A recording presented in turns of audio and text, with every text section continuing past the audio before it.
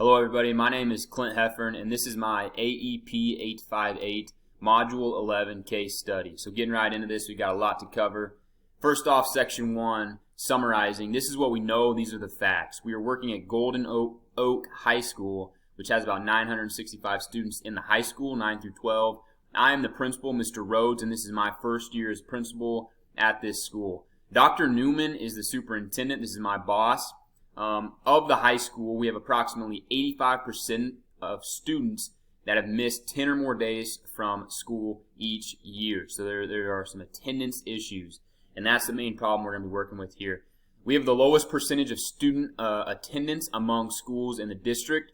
A couple other things here. We have 11 sports teams, 31 clubs at the school, so we have opportunities for all. Dr. Newman wants me, the principal, to improve student attendance problems. So that is what we're going to be addressing. We have a couple other things here. The school board policies are aligned with state laws. That's a good thing. We have positive relationships with school district and social agencies like the juvenile court. That's another good thing. Many of the parents commute to work each day, and they're not really supporting or bought into attendance. And then down at the bottom, showing connection with the standard here, I'm demonstrating the capacity to evaluate what's going on. So some other things, some facts that we know. Here are 5 examples of the kids that are missing school. Why are they missing? What's the dynamic? These are 5 examples we were provided. So first off, Karen is an 11th grader. Used to be a good AB student, inducted in National Honor Society, was actually married in August before school started this year. There's no documentation that the counselor has talked with her. We have parent notes requesting conferences with the teacher. There's no documentation about that stuff. She's randomly missing school days, a lot of Mondays, a lot of Fridays. She also failed to take a midterm exam before Christmas. So that shows you one example right there.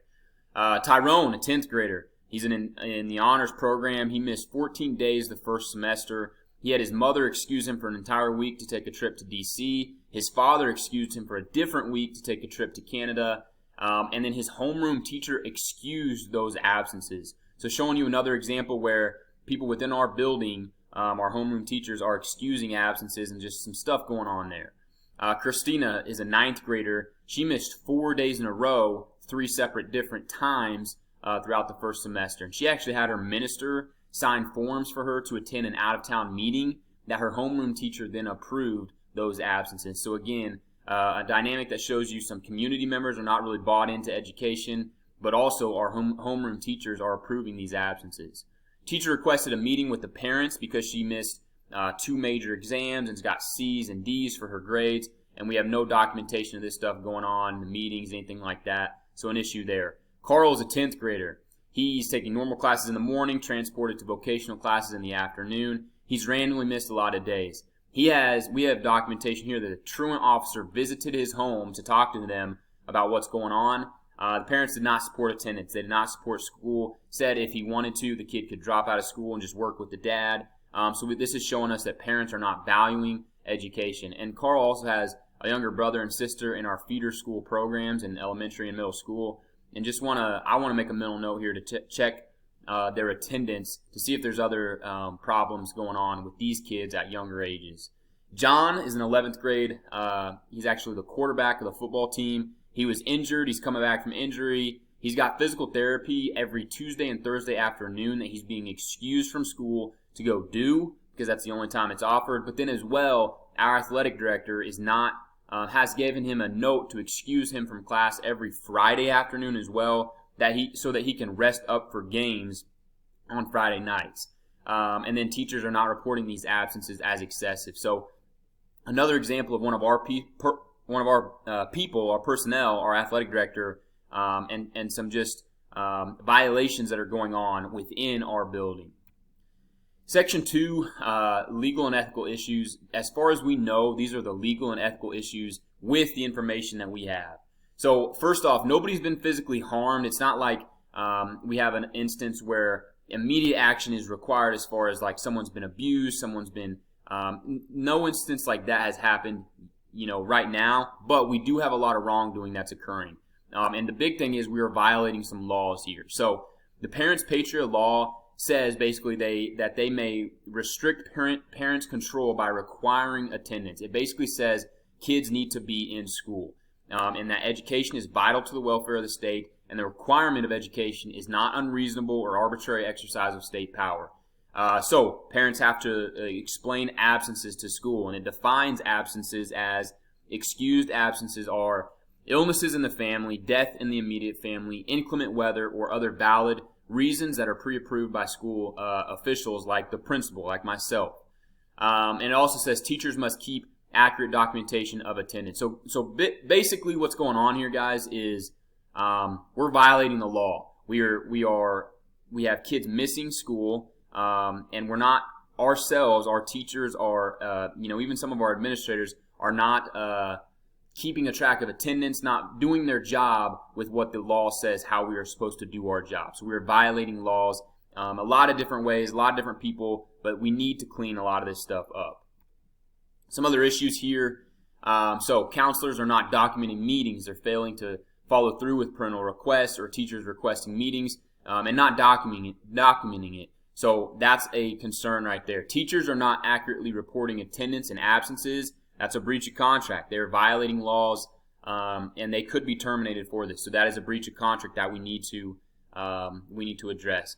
Our athletic director is giving special treatment to athletes and approving absences for athletes for some silly reasons, and that's a breach of contract. That is actually discriminatory and giving certain people favors or benefits that not everyone is having access to. So that is something that needs to be cleaned up as well. And it's obvious that parents and community members are not valuing education and attendance. That is an issue that we need to fix. Section 3, synthesizing. This is a summary of the situation in one sentence. Mr. Rhodes, myself, is a first-year principal at Golden Oak High School and is being asked to correct the attendance issues that are rampant due to the community members, parental figures, and even school personnel. So, breaking this down, people involved. Me, myself, I'm Mr. Rhodes, and I'm the principal tasked with improving attendance. Dr. Newman is my superintendent. He wants me to fix some of these issues going on. Our counselor that's not following through with some things, requests of meetings, but also not documenting things. Our athletic director, just like we just said, favoring athletes, being discriminatory, and then approving unexcused absences. So, need to clean up some of that. We have teachers excusing absences, not documenting attendance. A lot of issues right there that we need to get everyone on the same page with. And then outside our building, parents, there's a lot of parents that we see are not valuing education, and maybe for a lot of different reasons. They commute to work, are not as involved or as around as they maybe could be, but they're also making excuses for their kids missing and stuff like that. There's a lot of unknown with the students. We have some examples of students doing well in early grades, but then, getting into some bad habits. So a lot of unknowns there, but basically, we need to find out more about the students. But we have a lot of them missing. And then community members, like I said, not valuing education, making excuses for the kids, etc. What place are we working at? Golden Oaks High School, 965 students. It's a suburban area that's next to a metropolitan area. Like I said, 11 sports, 31 clubs, a lot of different opportunities. Mostly middle-class families. We have some new diversity, some recent kind of influx of Hispanic and Asian families. But we have major issues with student attendance. That's what we're trying to address. Our program, the high school that we're at, has grades 9 through 12, and it is a public school. But like you see, 965 students in the high school, so that is a larger school for sure. Section 5, review and prioritize. This is what we know with the information we have. This situation can be very damaging to stakeholders depending on how we handle it. It can be damaging to counselor, athletic director, teachers, students, definitely, community members, definitely, with how we handle it. So this is big here. I also, as a principal, being my first year, I have an important stake in this because how I address this kind of sets the precedence for how I address other issues going forward. If I'm going to be kind of laxed on this, does that set the precedent to other people around that, hey, other issues that go on, I was lax with that, so I'm going to be lax with other issues? Or I'm really coming in and setting the tone for this, being really strict with this, and that shows going forward that I take this stuff very serious. So this sets the precedent for my leadership role since I'm a beginning teacher or a beginning administrator. Counselor, athletic director, teachers, community members, parents, and students have a stake in this. And I capitalize students because everything that we do should be about the students. What's best for the students? Not all stakeholders have been consulted. I want to know if we have an assistant principal. I'm sure we do, but I need to get their opinion as well. They could be a great help in this. I'd like to talk to the counselor and athletic director and teachers about these issues to make this a team task. It's not, hey, I'm the principal coming in and I'm just pointing you out and trying to get you fired. It's, hey, we've got some issues here. Talk to me. What's your opinion? Let's work together to kind of fix this stuff. So let's work together through this. I do have enough information, though, to begin implementing an improvement plan. This plan can change and adapt as we go and gain more information, but I'm going to begin implementing a plan of improvement. So this demonstrates the capacity of developing future success and well-being of each student. Options. My options could be do nothing for the remainder of the school year. Number 2, I could come in and set harsh punishments, implement punishments for teachers if they don't report this stuff correctly. If parents are violating this stuff and if students miss, I could come in and really be strict, kick kids out, maybe even try to get teachers fired. I could be really, really strict with harsh punishments. I could come in and, number 3, meet with staff to discuss the importance of attendance and clean up our errors. Maybe send out information to parents about the importance of attendance, but maybe come in and discuss and talk more about what's going on. Or number 4, I could form a small committee to find out more about the attendance problems, start cleaning up the errors that are being committed this year, discuss the importance of attendance, discuss this with parents and students and community members, and try to clean this stuff up this year moving into the future. So the pros and cons. Pros of number 1, if I do nothing, some pros of that, or I could continue with what's going on, don't upset anybody, just kind of keep things going. So this is less confrontation. Some cons of this are I'm knowingly breaking the law, and that puts my job on the line, and I'm not doing what's best for kids. Number 2, with harsh punishments coming in, pros of this is how it should be in the first place, and we are following the law. Cons of this, I'm going to upset a lot of people, and I may lose some students, some teachers, some community members, some donors. I'm going to upset some people, no doubt. Number 3, if I meet and kind of talk about everything, pros of this, I get staff opinion, I show we value our staff, I promote teamwork, and I inform parents and community members that changes are coming. Some cons of this, I might face some pushback, and it still lets errors slide if I'm just kind of talking about this stuff. Number 4, by forming a small committee, the pros of this, I get staff opinion, I get parents' opinion, I get student opinion. I show we value our staff. I promote teamwork. I inform people. Changes are coming. This is why we're doing this. This is why it's important. And then a continuous plan shows that we can change and be flexible as we learn more. But we are going to have slow change. There's a lot of pros and positives to that. The cons of this, change can mean pushback or confrontation. I could still lose some students. I could lose some stakeholders. Could lose some teachers. And this will take time. Section 8, the best option, I think, is number 4. So I want to form a small committee. Let's find out what's going on. Let's engage other people's opinions. Let's make an improvement plan. Let's clean up our errors. But there are going to be changes moving forward with this in the future. My response could have serious consequences. It sets a precedence, and I could lose some people. That's definitely something that could happen. It shows we are taking these issues very seriously and want to learn all the details. So this plan could change as we learn more and get other opinions. But it shows we are taking this seriously.